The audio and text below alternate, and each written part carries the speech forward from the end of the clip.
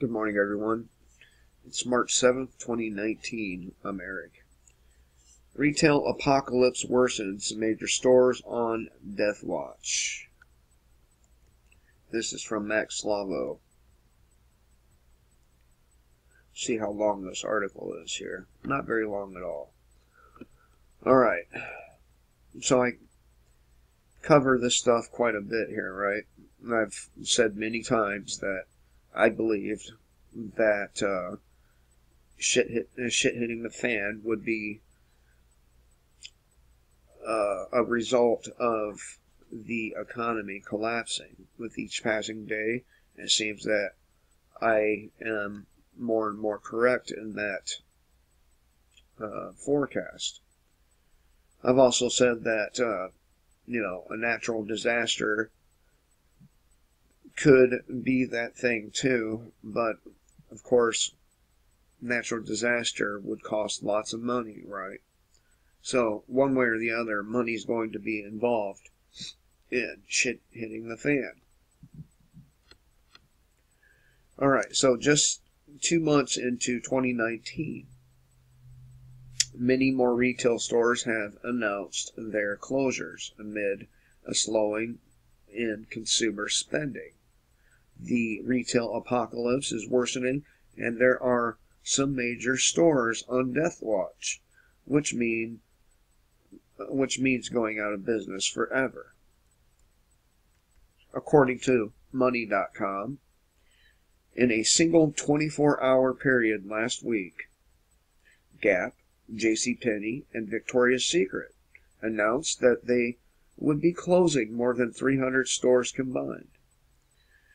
These announced store closures come soon after retail companies made the difficult decision to shut down all Payless shoe and Gymboree stores throughout the U.S.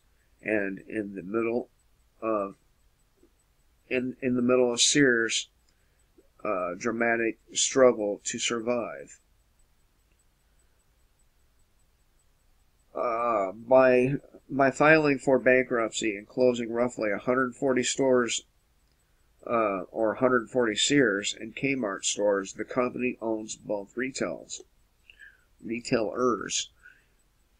Some of these companies are restructuring debt and refiguring their business models in order to fight to stay alive in today's fast-moving, ultra-competitive retail world. They must be able to stay competitive, and every store must offer a compelling alternative to Amazon in order to win over shoppers. Other retailers have already lost the battle, and they're hosting liquidation sales right now, and will soon disappear entirely, like Toys R Us and Bon-Ton before them. Sears is still alive and kicking, but barely. There are 425 Sears and Kmart stores remaining compared to 2,000 just 5 years ago. Remaining employees are skeptical about their future with the company, and rightfully so. Victoria's Secret, JCPenney, and Payless are all closing several stores. Gymboree, Gap, and Taylor are also on Deathwatch.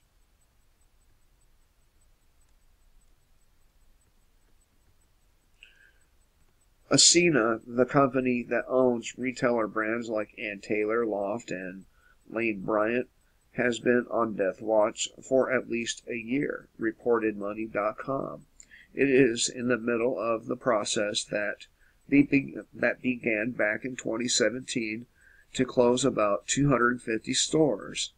Ascena said it operated about 5,000 stores as of 2016, and it was down to 4,600 stores at the end of 2018. Ascena's stock price has also taken a beating.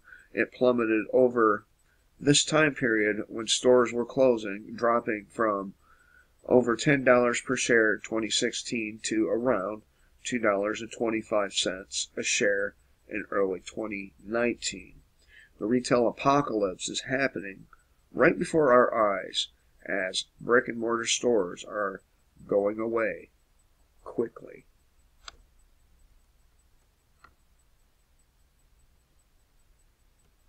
And Peter Schiff,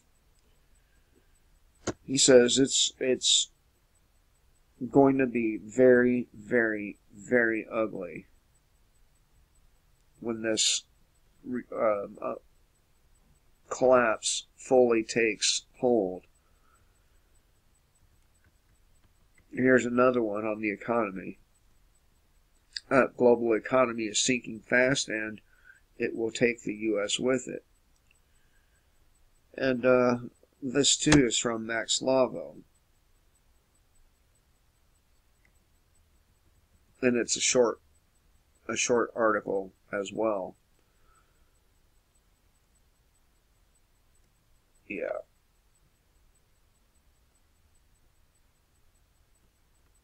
Yep. All right. Although many declared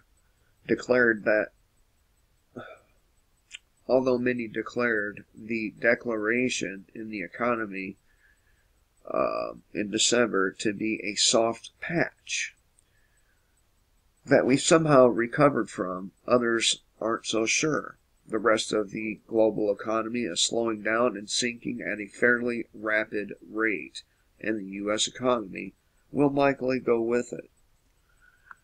According to a report by Forbes, there is no economic immunity for the United States once the global economy is in tatters.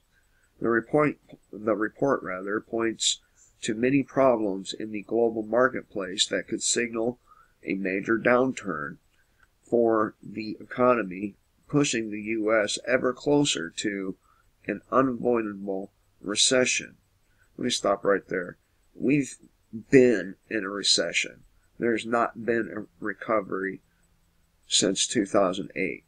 I don't know why they keep saying things like unavoidable recession. We're already in it. When the U.S. consumer goes on strike, the odds of a recession skyrocket. So it would be, So it would behoove market watchers to stop ignoring the growing potential for a significant economic slowdown. Japan's largest employment data, Japan's latest employment data was very poor, while China's high and rising bond defaults are still showing a contraction, although the February number moved up from the 48.3 January disaster. So, again, the economy is not doing as well as President Trump would like you to believe. And he was incredibly stupid for taking credit for the economy. Now when the economy collapses, and it will, I bet probably before the 2020 elections, of course, we already knew that's what Donald Trump's purpose was, didn't we? We knew that Donald Trump is a Trojan horse put in there to take the blame for the economy collapsing. Donald Trump, along with the conservatives.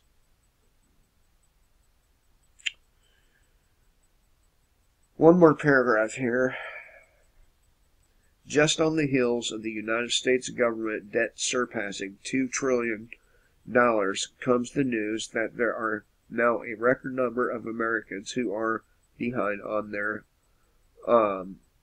record high car payments. According to CNBC, more than 7 million Americans are at least 90 days behind on their auto loans, according to the New York Fed. This is a major concern considering the average car payment in the U.S. is now $523 a month. Wow. You people really pay that much for cars? You can't just take $2,000 $3,000 and go buy some car outright so you don't have that payment. And then on top of that, you have the full coverage insurance payment, which is pretty damn expensive.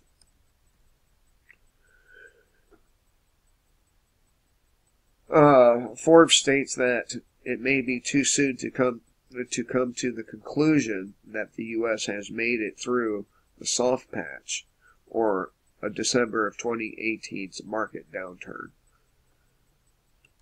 So yeah, again, shit hitting the fan, in my opinion, will start with the economy.